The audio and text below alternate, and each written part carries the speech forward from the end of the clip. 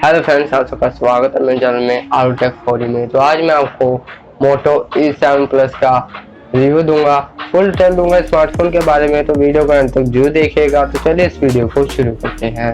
Video शुरू करने से पहले अगर आप मेरे चैनल सब्सक्राइब नहीं करा तो कर लीजिएगा और साथ में बेल आइकन को प्रेस कर लेना, ताकि मैं जब भी नई वीडियो डालूँ आपको उसका नोटिफिकेशन सबसे पहले मिल जाए। तो चलिए इस वीडियो को शुरू करते हैं। तो सबसे पहले बात करते हैं मोटो E7 प्लस के पोस्ट कंटेंट की। तो इसमें आपको SIM ejector tool, micro USB cable और 10 वाट का चार्जर दिया गया है।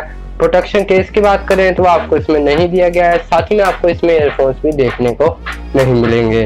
बढ़ते हैं इसके फिजिकल ओवरव्यू की तरफ। तो राइट साइड में आपको पावर लॉक अनलॉक के बटन दिए गए हैं। साथ ही में आपको वॉल्यूम लॉकर के बटन देखने को मिल जाएंगे। इसी के साथ आपको गूगल असिस्टेंट बटन भी दिया गया है। ऊपर की साइड आपको 3.5 mm का हेडफोन जैक देखने को मिलेगा। लेफ्ट साइड में आपको हाइब्रिड सिम कार्ड स्लॉट दिया गया है। नीचे की साइड आपको वही प्राइमरी माइक्रोफोन, USB पोर्ट और स्पीकर ग्रिल के साथ देखने को मिल जाएगा। बढ़ते हैं मोटो E7 प्लस के डुअल रियर कैमरा की तरफ। मेन कैमरा की बात करें तो आपको 48 मेगापिक्सल प्लस f1.7 अपर्चर के साथ देखने को मिलेगा। डेप्थ कैमरा की बात करें तो आपको 2 मेगापिक्सल प्लस f2.4 अपर्चर के साथ देखने को मिलेगा।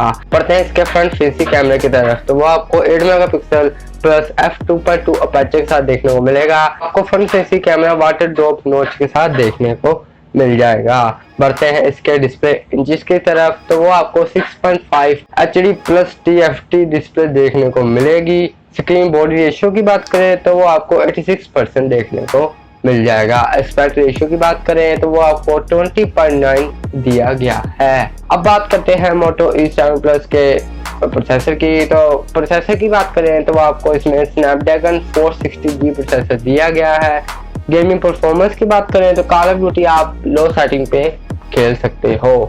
बैटरी लाइफ की बात करें तो इसमें आपको 5000 mAh की बैटरी दी गई है, जो कि काफी अच्छी बात है। बढ़ते हैं इसके एंड्रॉइड वर्जन की तरफ। तो इसमें आपको क्लीन UI देखने को मिलेगा, जो कि बेस्ड है एंड्रॉइड 10 पे। बढ़ते हैं इसके सेंसर की तरफ। तो इसमें आपको फिंगरप्रिंट और फेस लॉक दोनों दिए गए हैं। फिंगरप्रिंट की बात करें तो वो आपको बैक साइड में देखने को मिल जाएगा। और आपको मोटो E7 प्लस में कोई भी जायरोस्कोप सेंसर देखने को नहीं मिलेगा।